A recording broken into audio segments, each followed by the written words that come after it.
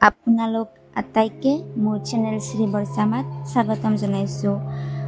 আজি আকৌ এটা পবিত্ৰ যাত্ৰা আৰম্ভ কৰিবলৈ ওলাইছোঁ। শিৱপুৰাণৰ ৰুদ্ৰ সংহিতাৰ প্ৰথম অধ্যায়, য'ত বৰ্ণনা কৰা গৈছে সৃষ্টিৰ আৰম্ভ আৰু শিৱ বাবাৰ অনন্ত লীলাৰ বিষয়ে। গতিকে আহক আমি আটাই অন্তৰ আত্মাৰ পৰা বাবাক স্মৰণ কৰোঁ আৰু এই অধ্যায়টো বুজিবলৈ চেষ্টা কৰোঁ। তো আৰম্ভণি এনেদৰে হৈছিল। মহৰ্ষি চনক আৰু অন্য ঋষিসকলে সূৰ্যক এটা প্ৰশ্ন সুধিলে, হে সূৰ্যি, এই সৃষ্টিৰ উৎপত্তি কেনেদৰে হৈছিল আৰু ইয়াক ৰচনা কোনে কৰিছিল আৰু শিৱ বাবাৰ ইয়াত কি ভূমিকা আছিল?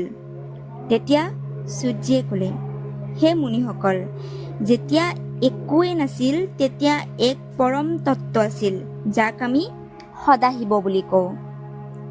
আৰু এই সদাশিৱই সকলো, না তেওঁৰ আদি আছে না তেওঁৰ অন্ত আছে। সূৰ্যে আকৌ ক'লে, সদাশিৱই নিজৰ ইচ্ছাৰে নিজৰ অংশৰ পৰা শক্তিৰ উৎপত্তি কৰিছে, যাক আমি মা পাৰ্বতী ৰূপেৰে জানো। আৰু এওঁলোক দুইজনৰ মিলনৰ পৰাই এই সৃষ্টিৰ আৰম্ভ হৈছিল। প্ৰথম জন্ম হৈছিল ব্ৰহ্মদেৱ, ইয়াৰ পিছত বিষ্ণুদেৱ আৰু অন্তিমত আহিছিল ৰুদ্ৰ। আৰু এই তিনিওটা শিৱ বাবাৰেই স্বৰূপ আছিল।